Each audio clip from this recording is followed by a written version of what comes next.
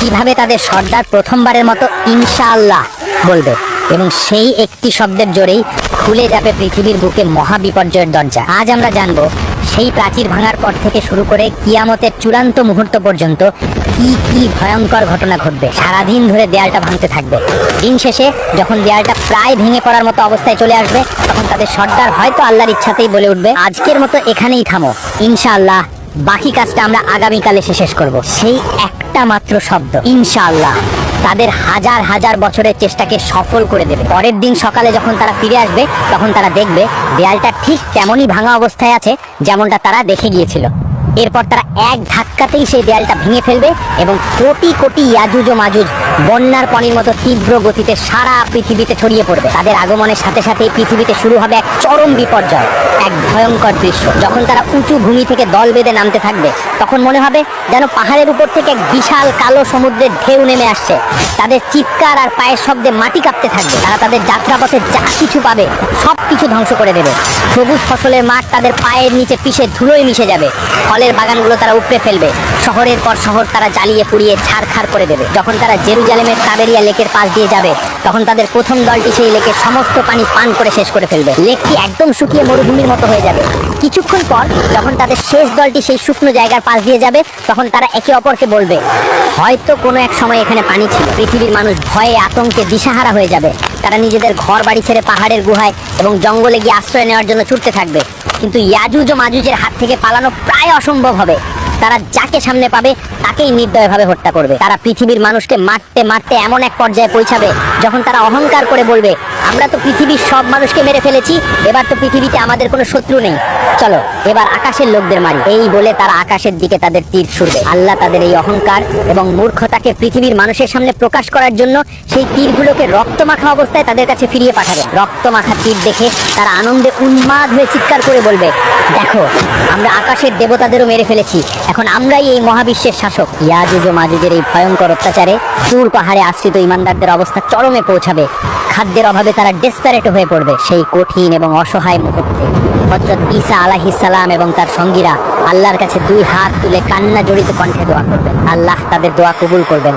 তিনি ইয়াজুজ ও মাজুজের উপর এমন এক গজব পাঠাবেন যা কোনো মানুষও কল্পনাও করতে পারবে না। তিনি কোনো বিশাল সেনাবাহিনী বা ভয়ঙ্কর ঝড়ও পাঠাবেন না। আল্লাহ তাদের ঘাড়ে নাগাফ নামের এক ধরনের পোকা পাঠিয়ে দেবেন, যা দেখতে পঙ্গপালের মতো হবে। সেই পোকাগুলো রাতের অন্ধকারে ইয়াজুজ ও মাজুজের ঘাড়ের মধ্যে ঢুকে তাদের শরীরকে ভিতর থেকে খাওয়া শুরু করবে। কোটি কোটি ইয়াজুজ ও মাজুজ যারা একটু আগেও নিজেদেরকে পৃথিবীর শাসক বলে দাবি করছিল, তারা এই ছোট্ট পোকার আক্রমণে এক মুহূর্তের মধ্যে পোকা মাকড়ের মতো ছটফট করতে করতে মারা যাবে। এক রাতের মধ্যেই তাদের বিশাল বাহিনীর একজনও জীবিত থাকবে না। তারা সবাই একসাথে পচে গলে এমন ভাবে মারা যাবে যে তাদের মরা দেহের দুর্গন্ধে পৃথিবীর বাতাসে নিঃশ্বাস নেওয়াটাই কঠিন হয়ে যাবে। সকালে যখন হযরত ঈসা আলাইহিস সালাম এবং তার সঙ্গীরা পাহাড় থেকে নিচে নেমে আসবেন, তখন তারা দেখবেন পৃথিবীর বুকে এক বৃহৎ জায়গাও খালি নেই যা ইয়াজুজ ও মাজুজের পচা গলা লাশে ভরে যায়নি। সেই অসহনীয় দুর্গন্ধে যখন পৃথিবীতে শ্বাস নেওয়াটাই কঠিন হয়ে যাবে, তখন হযরত ঈসা আলাইহিস সালাম আবার আল্লাহর কাছে দোয়া করবেন। আল্লাহ তখন উটের ঘরের মতো বিশাল বিশাল আকারের পাখি পাঠাবেন। সেই পাখিরা ইয়াজুজ ও মাজুজের কোটি কোটি লাশ তাদের শক্তিশালী ঠোঁট দিয়ে তুলে নিয়ে আল্লাহ যেখানে চাইবেন সেখানে ফেলে দিয়ে আসবে। যখন পৃথিবী লাশ মুক্ত হয়ে যাবে, কিন্তু তখনও বাতাসে দুর্গন্ধ আর মাটিতে তাদের রক্তের দাগ লেগে থাকবে, তখন আল্লাহ এমন এক রহমতের বৃষ্টি পাঠাবেন যা এর আগে কেউ কখনো দেখেনি। সেই প্রবল বৃষ্টি পৃথিবীর প্রতিটি কোণাকে, প্রতিটি ঘর বাড়ি, প্রতিটি অলিগলিকে এমনভাবে ধুয়ে মুছে দিবে যে পৃথিবীটা আবার আয়নার মতো পরিষ্কার এবং পবিত্র হয়ে যাবে। ইয়াজুজ ও মাজুজের ফিতনা শেষ হওয়ার পর হযরত ঈসা আলাইহিস সালামের নেতৃত্বে পৃথিবীতে শুরু হবে সেই আসল শান্তির যুগ, যাকে অনেক সময় সোনালী যুগ বলা হয়। আল্লাহ জমিনকে তার সকল বরকত ফিরিয়ে দেওয়ার জন্য আদেশ করবেন। জমিন তার সকল প্রকার ফল ফসল এমন ভাবে উগড়ে দেবে যে একটি মাত্র ডালিম একদল লোক খেয়েও শেষ করতে পারবে না, এবং মানুষ তার খোসাকে ছাতা হিসেবে ব্যবহার করবে। দুধের মধ্যে এত বরকত হবে যে একটি মাত্র উটের দুধ একটি বিশাল গোত্রের জন্য যথেষ্ট হবে। পৃথিবী থেকে সকল প্রকার জুলুম, অত্যাচার, হিংসা বিদ্বেষ উঠে যাবে। মানুষের অন্তর এতটাই পরিষ্কার হয়ে যাবে যে একে অপরের প্রতি কোনো শত্রুতা থাকবে না। হাদিসে এসেছে, সেই সময়ে বাঘ আর গরু একসাথে বিচরণ করবে। শিশুরা বিষাক্ত সাপের মুখে হাত দেবে, কিন্তু সাপ তাদের কোনো ক্ষতি করবে না। হযরত ঈসা আলাইহিস সালাম একজন ন্যায়পরায়ণ শাসক হিসেবে পৃথিবীতে 40 বছর শাসন করবেন। তিনি নতুন কোনো ধর্ম নিয়ে আসবেন না, বরং আমাদের প্রিয় নবী হযরত মুহাম্মদ সাল্লাল্লাহু আলাইহি ওয়াসাল্লামের শরীয়ত অনুযায়ী শাসন করবেন। এভাবেই পৃথিবীতে এক নিখুঁত শান্তি ও ন্যায় বিচার প্রতিষ্ঠা করার পর হযরত ঈসা আলাইহিস সালাম স্বাভাবিকভাবে মৃত্যুবরণ করবেন। মুসলিমরা তার জানাজার নামাজ আদায় করবেন এবং আমাদের প্রিয় নবী হযরত মুহাম্মদ সাল্লাল্লাহু আলাইহি ওয়াসাল্লামের রওজার পাশেই তাকে দাফন করা হবে। হযরত ঈসা আলাইহিস সালামের মৃত্যুর পর পৃথিবীতে আবার ধীরে ধীরে বিপর্যয় নেমে আসতে শুরু করবে। ভালো মানুষের সংখ্যা কমতে থাকবে এবং খারাপ মানুষের সংখ্যা বাড়তে থাকবে। ঈমানদার মানুষরা এক এক করে পৃথিবী থেকে বিদায় নিতে থাকবেন। দিনী জ্ঞান ধীরে ধীরে উঠে যাবে আর পৃথিবী আবার অজ্ঞতা আর পাপাচারের অন্ধকারে ডুবে যেতে শুরু করবে। এমন এক সময় আসবে যখন পৃথিবীতে আল্লাহ নামটি নেওয়ার মতো আর কোনো লোক থাকবে না। হাদিসে এসেছে সেই সময় পৃথিবীর বুকে সবচেয়ে নিকৃষ্ট লোকেরাই বেঁচে থাকবে।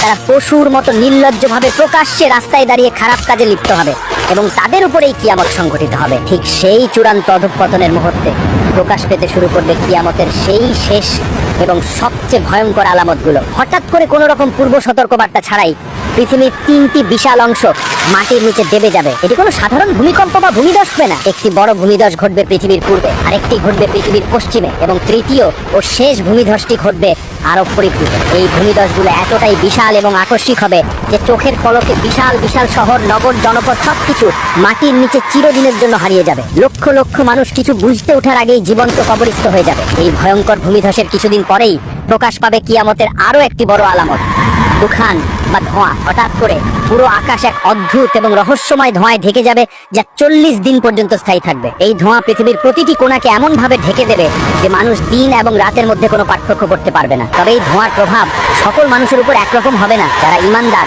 তাদের উপর এই ধোঁয়ার প্রভাব হবে খুবই সামান্য। তাদের কাছে এটাকে শুধু হালকা সর্দি কাশির মতো মনে হবে। কিন্তু যারা অবিশ্বাসী তাদের জন্য এই ধোঁয়া হবে এক ভয়ঙ্কর আযাব। সেই ধোঁয়া তাকে নাক, কান এবং চোখ দিয়ে শরীরের ভিতরে প্রবেশ করে তাদের প্রচন্ড যন্ত্রণা দেবে। তাদের কাছে মনে হবে যেন তাদের মাথাটি আগুনের উপর রেখে ভাজা হচ্ছে।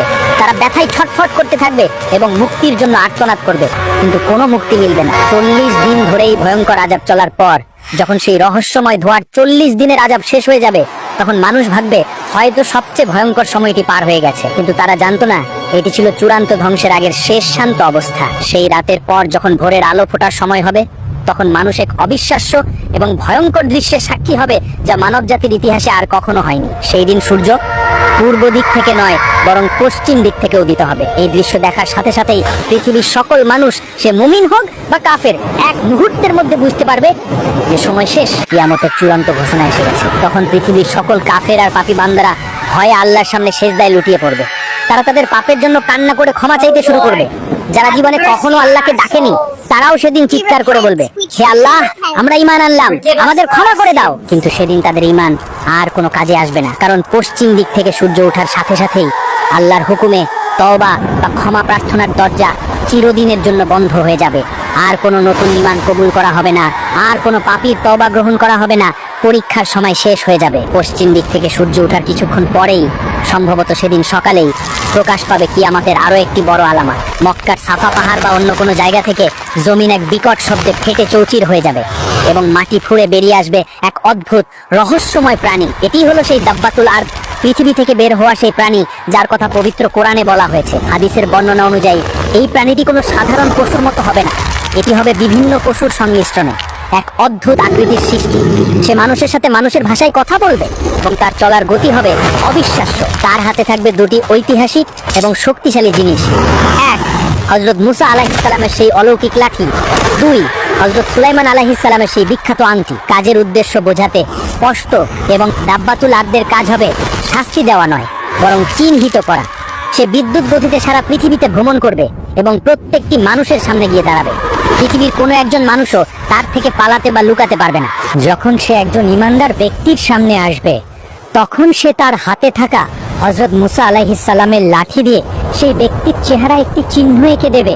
সেই চিহ্ন দেওয়ার সাথে সাথেই ঈমানদার ব্যক্তির চেহারা নূরের মতো উজ্জ্বল এবং ঝলমলে হয়ে যাবে। আর যখন সে একজন অবিশ্বাসী ব্যক্তির সামনে আসবে, তখন সে তার হাতে থাকা হযরত সুলাইমান আলাইহিস সালামের আংটি দিয়ে সেই ব্যক্তির নাকে একটি সিলমোহর মেরে দেবে।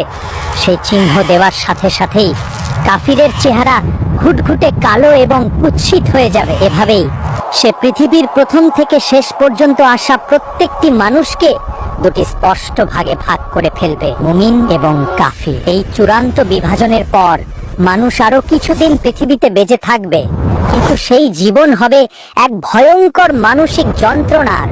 বাবা হবে মুমিন আর তার সন্তান হবে কাফির।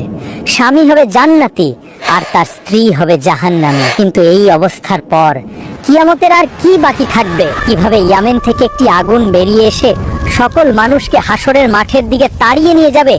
আর কিভাবেই বা হযরত ইসরাফিল আলাইহিস সালামের সেই প্রথম ফুৎকারের মাধ্যমে এই পৃথিবীর চূড়ান্ত ধ্বংস শুরু হবে? পৃথিবীর ইতিহাসের এই চূড়ান্ত অধ্যায় এখনো বাকি। জানতে হলে পরের পর্বে ফিরে আসুন। ভিডিওটি লাইক করুন, শেয়ার করুন আর পরবর্তী পর্বের জন্য চ্যানেলটি এখনই সাবস্ক্রাইব করুন।